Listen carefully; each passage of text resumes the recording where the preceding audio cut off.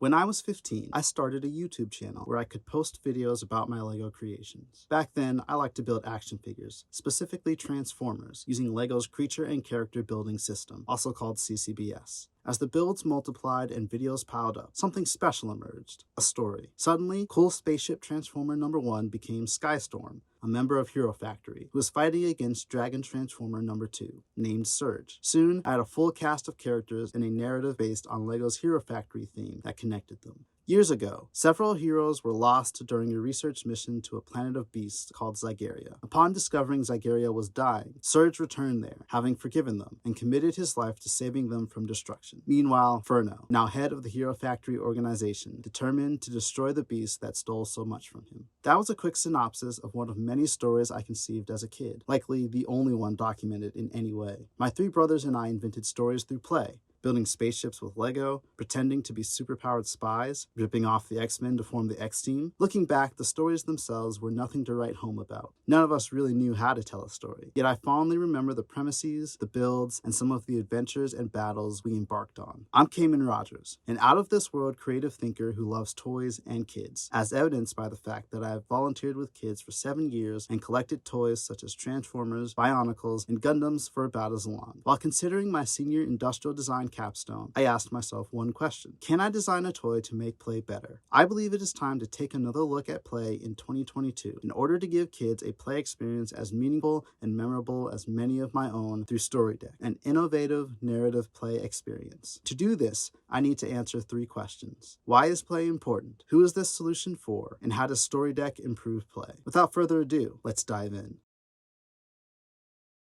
What is play? Other than the only thing kids ever seem to want to do, Merriam-Webster defines play as engaging in sport or recreation, essentially playing games and having fun. According to Merriam-Webster again, fun is someone or something that is amusing or enjoyable. Thus, play is doing something you enjoy or that amuses you. When surveyed, parents and kids corroborated the idea that play involves fun and added that it also involves imagination, relaxation, self-expression, and construction. What you may not know, however, is that kids need to play. It is a critical part of their development. The 3 E's of play, explore, experience, and extend, synthesize weeks of research regarding play and its benefits for children. Exploring means going new places, trying new things, discovering and experimenting with what's around you. Experience means stimulating the senses, making new memories, and teaching oneself how the world works. Extending means meeting others, sharing interests, socializing, and building confidence and relationships. Based on all of this, the best play is play that helps children grow. Design is about people, and this project is about kids. So I surveyed older kids like myself, young kids, and parents in order to find out if and how play has changed since my childhood. I then synthesized the insights from over 30 responses into 3 user personas.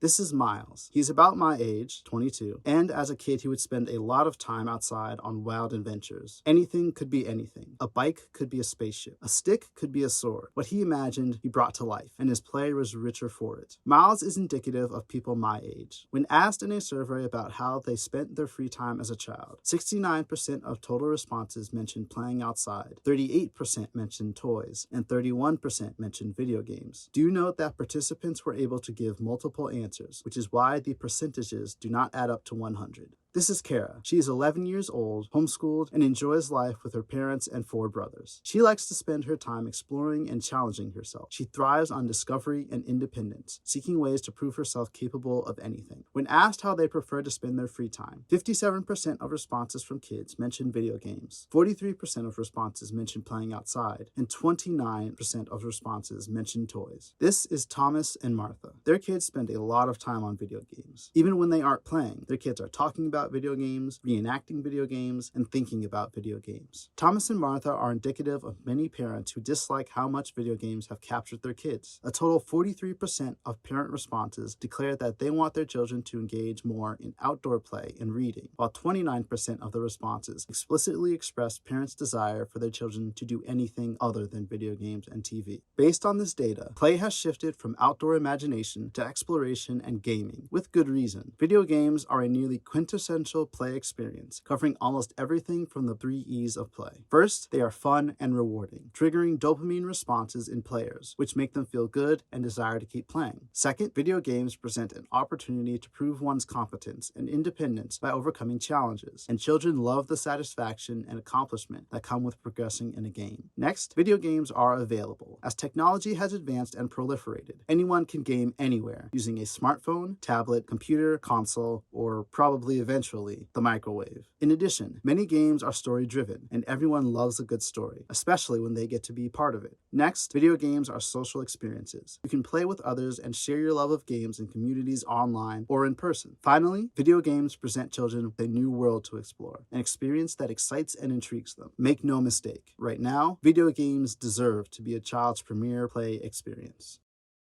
If video games do so much right, what could I possibly design to replace them? Well, nothing. However, I can design something fun, interesting, and challenging enough that kids want to put down their controllers earlier than they do now. I would like to introduce Storydeck, a toy designed with a focus on constructive, imaginative, narrative play. Here's the brief. Design a toy for kids 8 to 14 that encourages mastery of storytelling, socializing, and immersion in and through a world they conceptualized and built. Through this brief, I came up with these design guidelines. I wanted to focus on a few things in particular, namely presenting a challenge to kids, creating a non-virtual experience, providing a versatile set of parts for construction, foregoing any need to study storytelling to enjoy the toy, and encouraging collaboration and sharing. These guidelines steered my thinking as I jumped into brainstorming, settling on the concept of using Storydeck to build a world or scene through which a story could be told. As I was considering the social and financial aspects of the concept, I landed on trading cards as the central component of the toy. Through trade, kids will socialize, collaborate, and share their creations with one another. Cards can be sold in semi-random booster packs that are cheaper than larger sets, and because cards are made out of cardstock, kids can always make their own, leading to infinite possibilities. Here are some examples of cards that would be used to build terrain.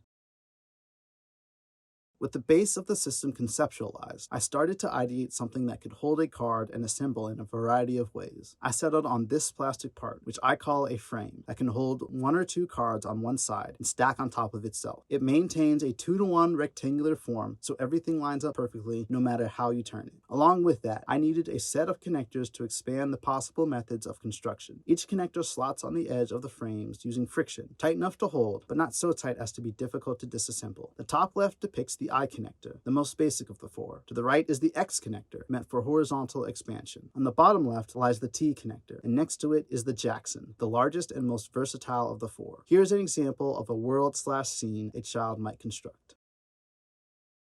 William Faulkner, author of The Sound and the Fury, says, "The only thing worth writing about is the human heart in conflict with itself." With that in mind, I needed to answer one last question. How was I going to help kids tell character-driven narratives? After all, stories like Avatar: The Last Airbender, Star Wars, and 2008's Iron Man are great because of the personal struggles the characters endure and overcome. After more brainstorming and ideation, I developed the Character Folio, a plastic frame that guides kids in building compelling characters and keeping track of those characters. It has 2 halves. The left side is the goal frame, and the right side is the trait frame. Both sides are joined by a hinge piece that is based on the other connectors. Let's walk through each component as I show you Emily, a character put together by one of the kids at my church. The goal frame includes a character's archetype, goal, motivation, and belief. A character archetype is one of 12 human patterns a character tends to fit into in a narrative. These act as a jumpstart when generating new characters for a story. Each archetype card uses strong, active language to inspire kids as to how their character views and interacts with the world. For example, Emily sports the child archetype, which details her innocence and naivety. Next is the goal. A character's goal addresses what they are after, their surface-level desire in the narrative. Emily's goal is to buy groceries. While a goal alone can make for a good story, excellent character-driven narratives dive deeper. Why does she want groceries? This leads us to the motivation, the reason behind the goal. Motivations tend to be more abstract, such as showing someone that you are responsible. Again, the goal frame prompts kids to ask why, leading to a character's belief. Great stories explore opposing beliefs, thesis and antithesis, as a character struggles to choose one or synthesize both. Emily believes she can handle adult things, with the likely antithesis being that she cannot. These are examples of more archetypes, goals, motivations, and beliefs a kid could choose from, mixing and matching as they desire. The trait frame holds character traits. Black and white cards add traits that are by nature positive or negative, while green cards contain traits that are not inherently positive or negative. To keep characters complex, traits always come in pairs, being one positive trait and one negative trait, or two non-binary traits. Emily is generous but lazy, as well as chaotic and stubborn. Here are more examples of traits a kid could pick from for a character.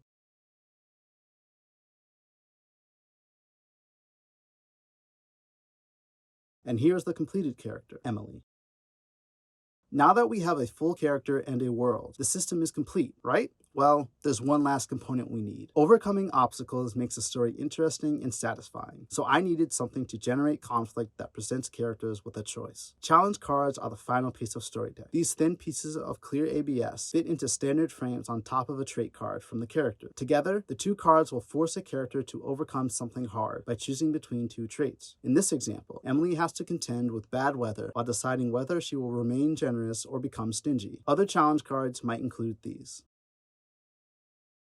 Now that we have looked at each element of the system, let's put it all together in a single narrative. Emily wants to show her busy parents she is responsible, so she generously offers to get groceries for them. They agree and give her some money, and she sets off to climb the waterfall on her way to the store. She makes it there fine, but on her way back, it starts to rain really hard. The water becomes violent, and the rocks are slippery. She thinks about waiting for the weather to pass, but stubbornly presses forward, climbing down using a rope. Unfortunately, the wind and wild water sweep her groceries away. She doesn't want to go home empty-handed. Fortunately, though her parents' money is spent, she has some of her own savings in her pocket. Emily goes back to the store, buys what she needs, and emerges to a sunny day. The water has gone down, and she makes it safely home to her parents with groceries.